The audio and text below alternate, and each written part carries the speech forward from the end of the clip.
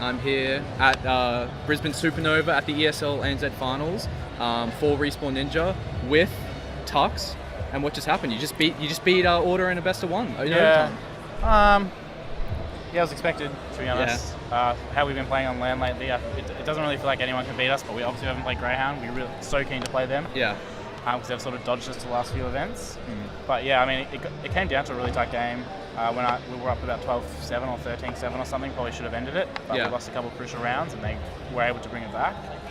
But, we were still confident the whole way. We never felt like we were in the position where we were going to lose. We just felt like we were making mistakes, and the next round we'll just win.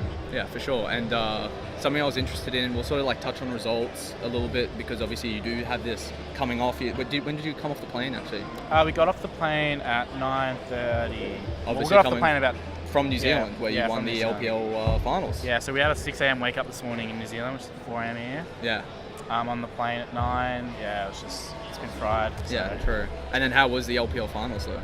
It was good, actually. I really enjoyed playing them. There was a few adjustments they could make. They had like curved monitors, and the desk space was a bit smaller, but it was still good. Like we had no problem with it. Got taken care of so well. And the games themselves, like in-game play. Yeah. No, we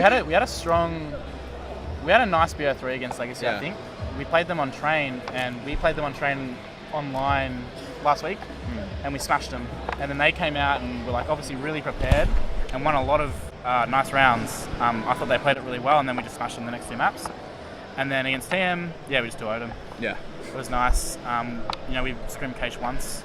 Since I've been in the team, I haven't really scrimmed at all. Yeah. And we just owned them on that, so that was good, yeah. And so speaking of like you in the team, what is this? Can you comment on the situation itself? Because you got the thing on the pin post on Twitter that says you're a free agent. Yeah, playing with Chiefs at the moment I'm not signed to Chiefs. Yeah. I'm still a free agent, I guess, but obviously I want to play with this team. I just have to sort of work it out with Chiefs or any other offers. But I really like the team at the moment. I think it's a really nice blend of players. We still have our problems, of course, but a lot of people, Moe especially, puts in just like an insane amount of effort, and I think he sort of got a bad rap for a long time. Even I sort of like questioned him a little bit because he was playing with new players, and you never really got to see what he was doing. And also these new players that he played with didn't obviously appreciate the amount of effort he put in.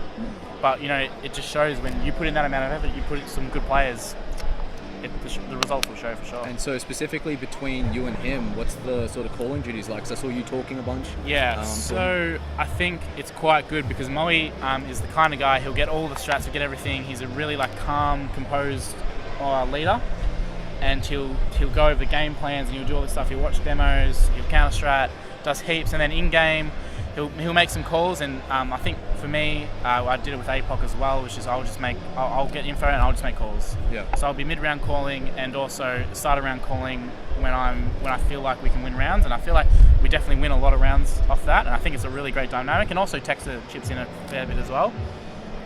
So we have, it can get a bit hectic, but we also have a lot of different ideas and opinions going into it, and it makes us, I'd say, quite hard to read, like we were with APOC. And we can adapt a lot faster, and I think it's been working really well so far.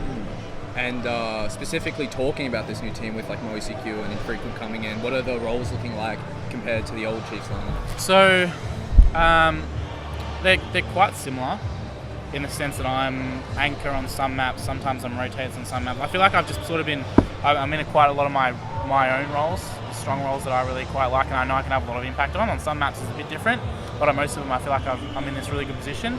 And then you've just got Texter as sort of the rotator, filler rifler, and Moe's also like a rotator, sometimes anchor like on Bear Mirage. It's just, we've sort of just got like, there's no like consistent role like as it would be in other teams across all the maps. Like you've got this guy as your B anchor, so he's your B anchor on all your maps. It's just, we're sort of still working out, obviously, because I've only been in the team for about a week. But I quite like it, and I think there are still a lot of things we can work out, but it is working out really well at the moment. Yeah, and so specifically with Infrequent, because I know you, with Sterling specifically, there was some ideas as to like how he should play and like how he could better himself, and obviously with him leaving the team, what does sort of Infrequent give you that you might not have necessarily had with past Orcas? So I think for Sterling, for example, we got him when he was quite raw, quite fresh. Yeah. And him as a person is quite a passive person. He won't really go out of his way to share his opinions and whatnot.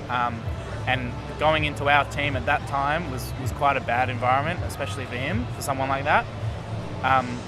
But yeah, we wanted more of an aggressive, confident AWPer that we could sort of mesh with, who was like similar to us, like Matt and myself and Sam, and APOC as well. And then we got Dizzy in, who was like that, but he still lacked a lot of experience as a player. And now Jesse has a lot more experience, really consistently sharp, I find. He adds a lot to a team. He has added a lot to us. I'm really impressed with him. Yeah. But he's obviously still got to learn. He hasn't played with good players for a very, very long time. For a minute, yeah. And it's the same with Moe. They haven't really played with good players for ages. Yeah. So it's going to take them a bit of time to sort of get really comfortable in it. But even now, like, Jesse's been farming people. Yeah. It's been really impressive. So I'm really excited for it. So sort of touching the last event, touching the present, how the current roster looks. So coming to the end of the interview and looking forward, that big Grayhound series, what are your thoughts on facing Grayhound? I'm really excited to play Grayhound. We have, like, the only problem with us right now is just our map pool. We don't really have the strongest map pool at the moment because we've scrimmed about 3 times. But it's just LAN, so anything can happen. And we're so confident on it. I think that, you know, if we get 2 good maps, 3 good maps, which should happen against them, I think we can beat them. I mean, it could be a 2-0, it could be 2-1. It could be the same as online where we win 1 map every time and then they just smash us for the next 2. So I'm really excited for that. It's like sort of what I've been waiting for all year almost. Like I don't think I've lost a LAN this year. Yeah. So we've just been owning everyone, but only Grand I've only played 1 of them, and they went out in the group stage, so we didn't even get to see them in best of 3s. But yeah, I'm really excited for that. Too easy.